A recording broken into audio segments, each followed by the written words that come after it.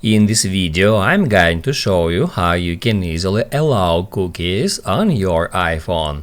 Be sure to watch the video to the very end so you don't make any mistakes, and of course do not forget to like this video and subscribe to my channel. Thanks guys! So let's get started, and first off head over to settings and then scroll all the way down until you find Safari, and then scroll down again and search for block all cookies.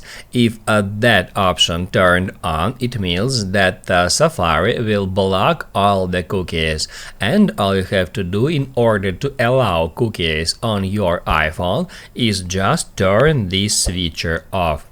That's how you can easily allow cookies on your iPhone.